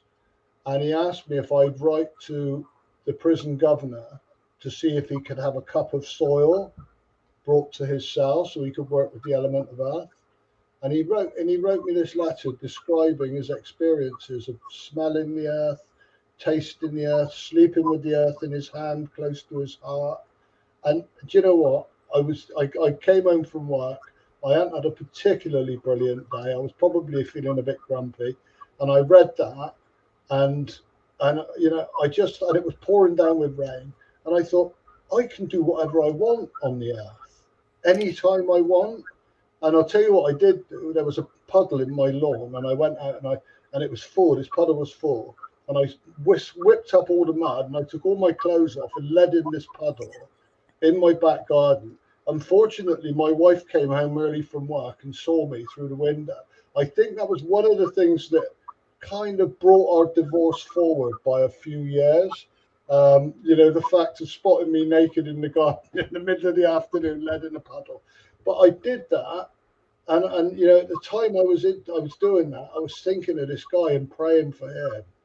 You know, because, you know, his absolute joy of having that cup of soil, you know, and you know, I can go out and I can touch trees and I can touch, Yeah. you know, touch the stars, you know, do what I want. And, you know, there's some people suffering that they don't get that. And, you know, you know, the simple things in life are the ones that are most profound, and we forget that. Yeah. You know, we just forget that. Wow. Yes, I remember reading something about somebody who'd been a political prisoner and in solitary confinement. And the one lifeline they had a tiny window high up, but they were able to look out. And there was one tree in the distance. And that was the anchor for that person, that lifeline to, that kept that person sane. That, yes, I can see a bit of nature. So, yeah. Gabriella Luna, hello, lovely people. Good crack tonight. Thank you for reminding us to laugh, smile, and follow our hearts. Thank you both for all you do for us. Adrian, when you were in Sweden and Eimear was in Germany with Peeps, we ended up on our pilgrimage from the East Coast to be in Stanton Drew. Lucky we showed up. They were desperate for people to take part in the ritual, and we were delighted. Suddenly, to be in the midst of ritual, Ronald Hutton to my right and hundreds of people on. Yeah, wonderful.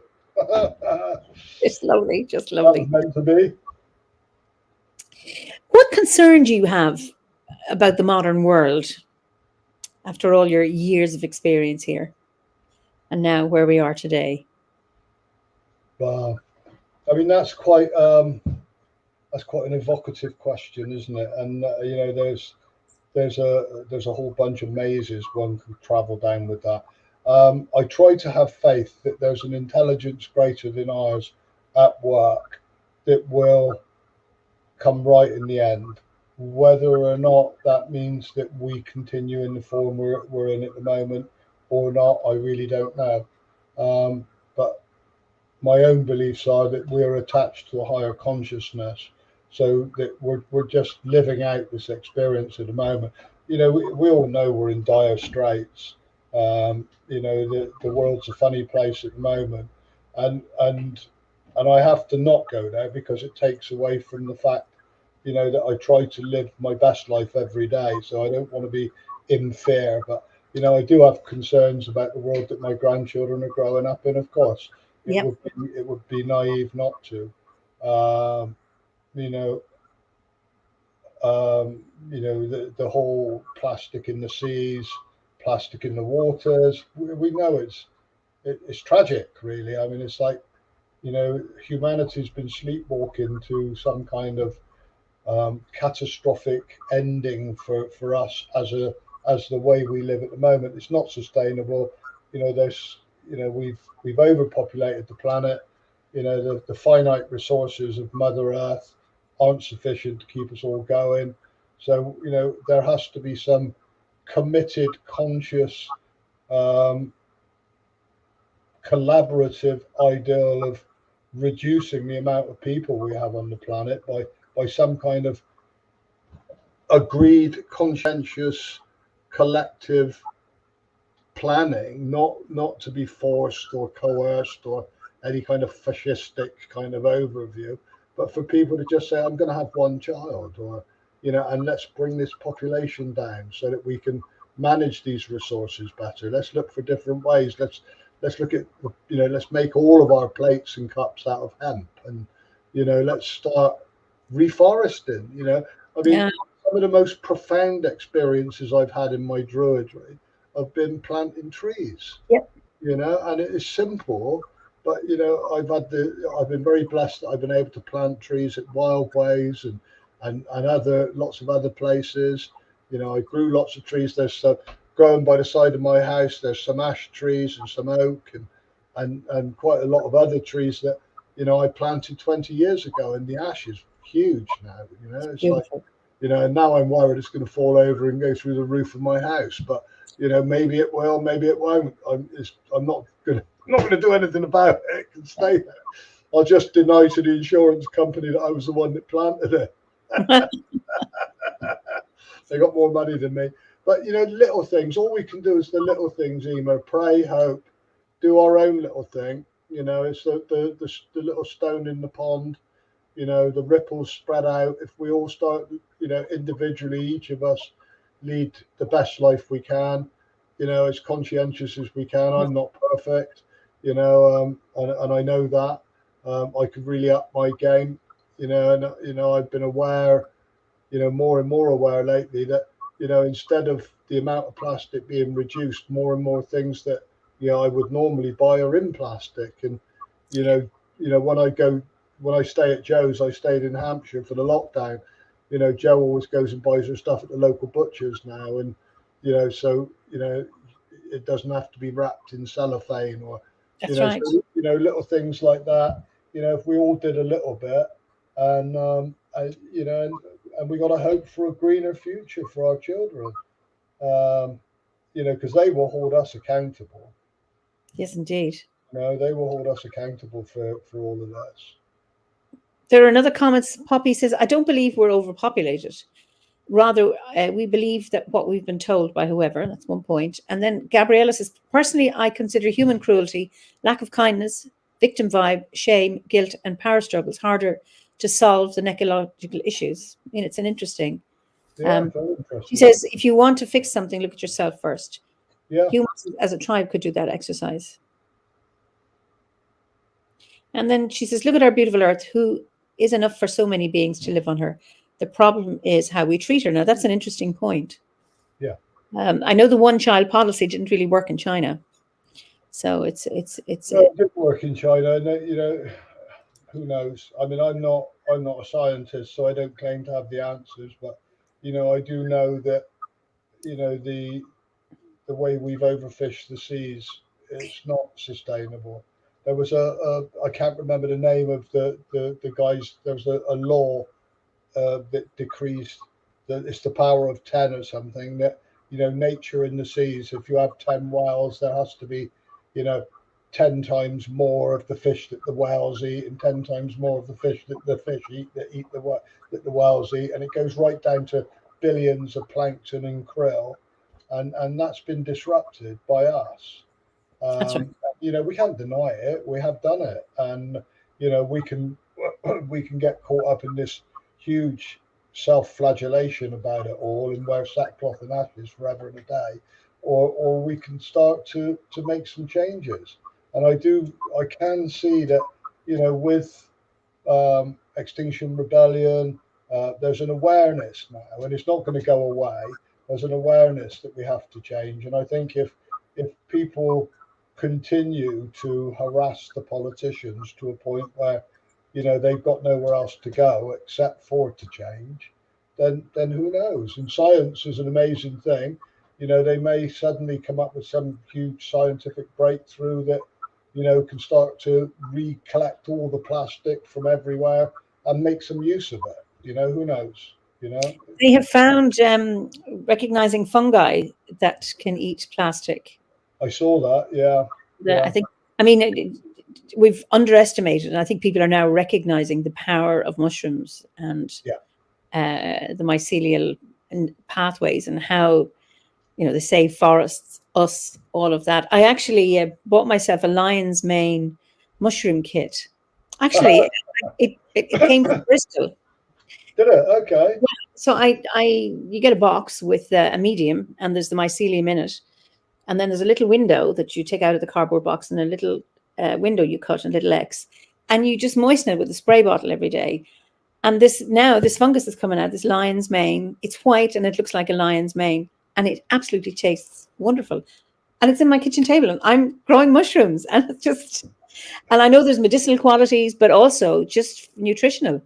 It's just magic. I've recently been taking lion's mane because I've had sciatica for 4.5 months, which has been like excruciatingly challenging.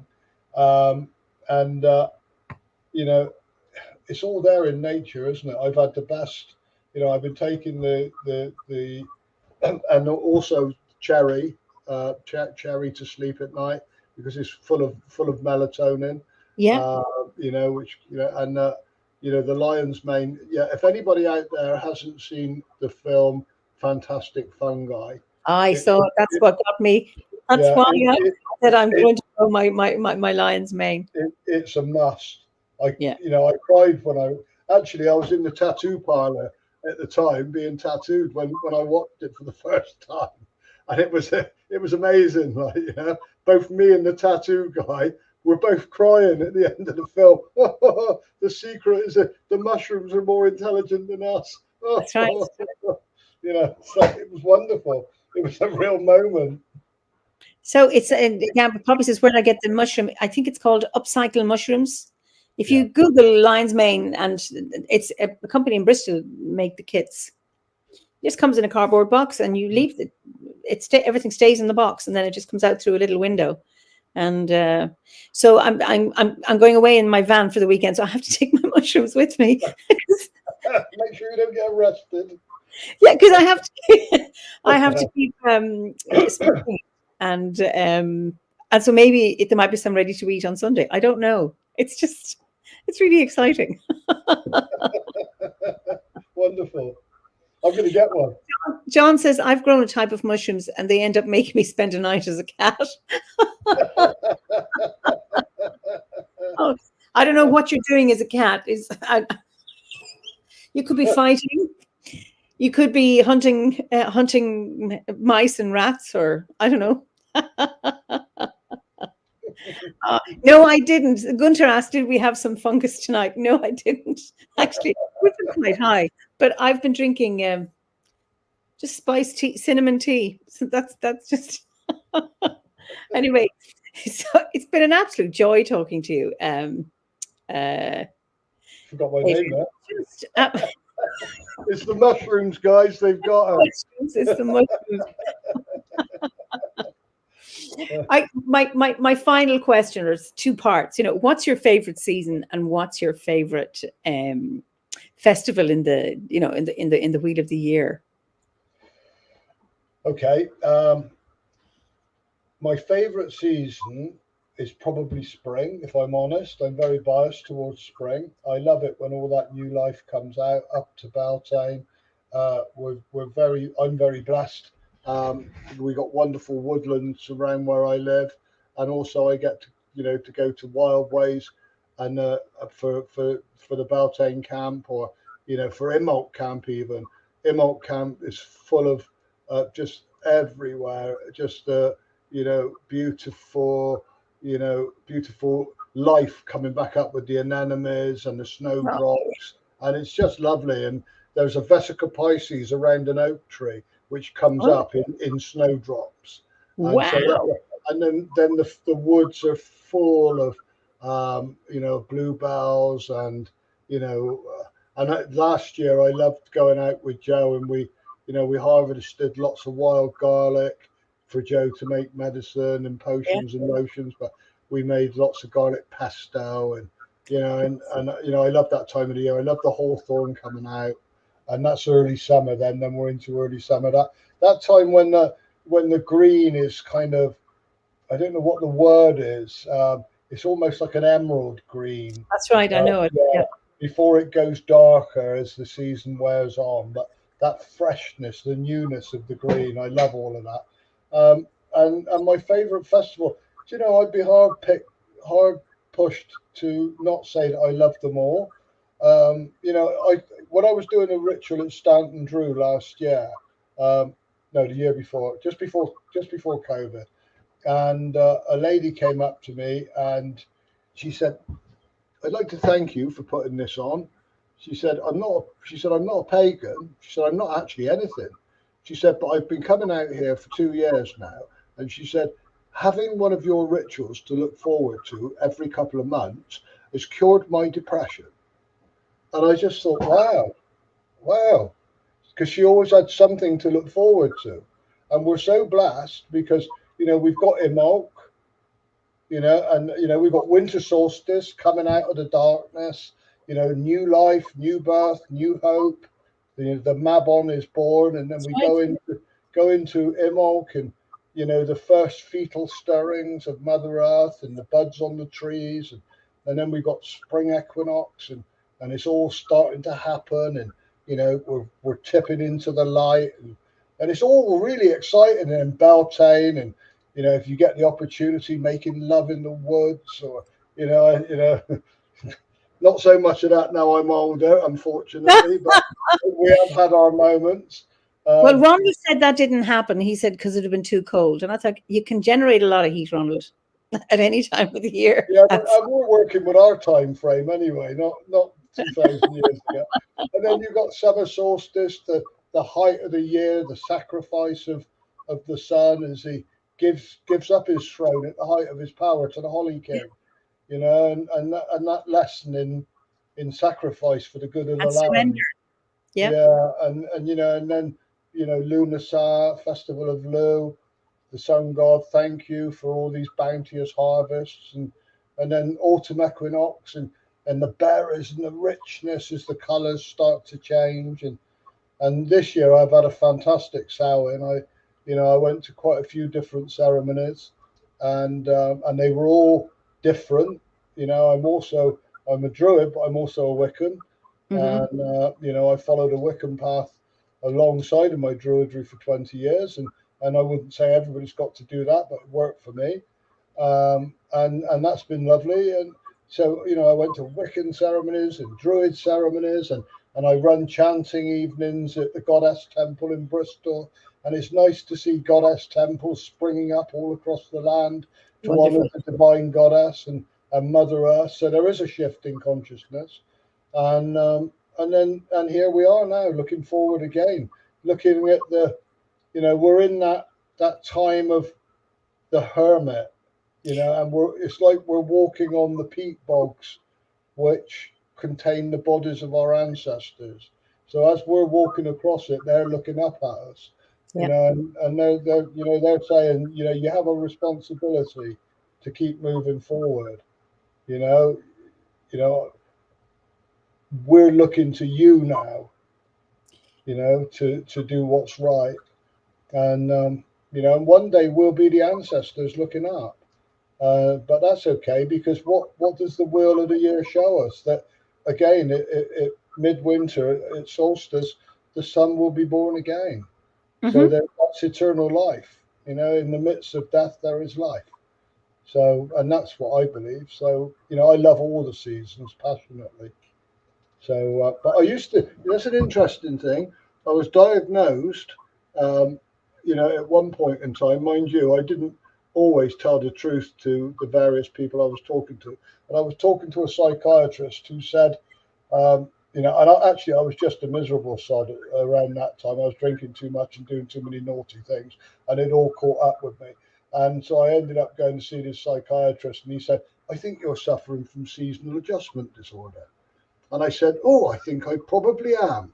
And he said, right. He said, I'm writing you out a prescription. You have to go to Southampton Hospital every fortnight and lie under a light box. Well, there was absolutely no way I could get from Bristol to Southampton every other week to lie under any kind of box, let alone a light box. So I did buy something off from somewhere where I put my hand in a light box instead. And I thought, well, that'd do. But I came into druidry, and I don't have seasonal adjustment disorder. You know, I didn't like the darkness or the starkness of winter. It always felt alien and sad, and like there was. But once druidry taught me to appreciate the beauty in every season, to look for the beauty in every season. I think, you know, the trees without their leaves, you know, on the horizon in their naked beauty, you know, that's as evocative as when they're clad in their beautiful greenery. So I think it's about perspective, and it's also about, you know, I think Marcel Proust said it's not about changing your horizon, it's about getting a new pair of glasses so you can actually see the horizon you've got. Or there was another saying that somebody told me years ago, don't look at the rubbish by the side of the road, look beyond the rubbish for the beauty that's beyond it. And you know, and there is beauty in everything, and in all seasons, and in all people, if we can just look for that. That's right. There's something about, I find the transition into the dark time of the year hard, but once I pass the autumn equinox, I'm fine. Yeah. I like this. I like each time of the year, but there's that thing about surrender to this time. Yeah. 6 weeks between each of the festivals, or 6 plus maybe. And that it's like, everything changes, and that it's surrendering to this moment, and it will come to the next one, and so on and so forth, and we keep coming around. And so Poppy says, druidry gives a sense of order along with the earth. It does, because it's because each festival, you know, it recognizes what's happening in the landscape, and we can see it out there. You know, it's tangible, and I think we're very, very lucky to be able to do that. And druidry also, I think for me, it taught me to, what I see out there, I can bring in here. You know, it's like taking it inwards, so that over time, your view changes in accordance with, you know, what your heart feels. That's right. Salve has a question for you. Have you ever been officially diagnosed with the condition of wisdom? Thank you for giving so much of your heart, humble, empowering words, and all that you give to the service of others. So that's wonderful. Adrian, this has been an absolutely wonderful chat. There's been great comments. People have really, really enjoyed it. You've been an absolutely wonderful guest, and I thank you so, so much. Thank you. And it's just been a great joy. And this is the one I've laughed the most at. So laughter's very healing.